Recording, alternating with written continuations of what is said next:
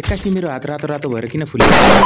नमस्कार साथीहरू, म दिउँसो सुतिरहेको थिएँ। मेरो हात त एक्कासी रातो रातो भएर फुलिँदै पो गयो। मम्मीसँग 500 रुपियाँ मागेर म आत्तिँदै हिँडेँ हस्पिटलतिर। मेरो हात यस्तो भएको कारण के हो भने 2 हप्ता अगाडि बर्सात भएको थियो। जमेको पानीमा मैले कमेडी भिडियो बनाएको थिएँ। त्यो भिडियोमा 200-400 भ्युज पनि आएन, तर मेरो हातमा भने घाउ आयो। मम्मीले बाबु त भिडियो बनाउन छोड्दे, तैले सपोर्ट पाउँदैनस् भन्दै हुनुहुन्थ्यो। कति धेरै मेहनतले भिडियो बनाएको हुन्छु, भिडियोमा भने 200-400 भ्युज पनि आउँदैन। त्यही भएर मम्मीले चाहिँ यति दुःख गरेर भिडियो किन बनाउँछस्, आफ्नो ज्यान फाली फाली भनिरहनु भएको थियो। मलाई पनि त्यस्तै लाग्छ गाइस, आजभोलि त खै सपोर्ट नपाउने भएर हो कि साँच्चै हजुरहरूले मलाई सपोर्ट गर्नुहुन्छ कि नै कमेन्ट गरिदिनु होला। सो गाइस, म हस्पिटल पनि पुगे। डाक्टरलाई हात देखाएको त डाक्टरले डराइरहनु भएको थियो। खास गरी यो चाहिँ फोहोर पानीमा खेलेसी आउँछ भन्दै हुनुहुन्थ्यो। मेरो हातमा आएको यो चाहिँ दाद हो रे। यो हातको साइडमा भएको रातो रातो चाहिँ यो छालामै इन्फेक्सन भएको हो रे। गाइस, मैले दबाई पनि लिएर घरतिर लागे। बाटोमा मैले धेरै भिडियोहरू सुट गर्न सकिरहेको थिएन। सो गाइस, म घर पनि पुगे। घर आएर नुहाइधुवाइ गरेर दबाई पनि खाए, मलम पनि लगाए, अनि सुतेर उठेको त बाहिर पानी पर्ला जस्तो भएको रहेछ। आकाशभरि पुरा बादल लागेर हावाहुरी आएर भाइ पुरा नाचिरहेको थियो। हजुरहरूलाई मेरो मिनी भ्लग मन पर्छ कि नै कमेन्ट गरिदिनु होला। आजको लागि मिनी भ्लग यति नै।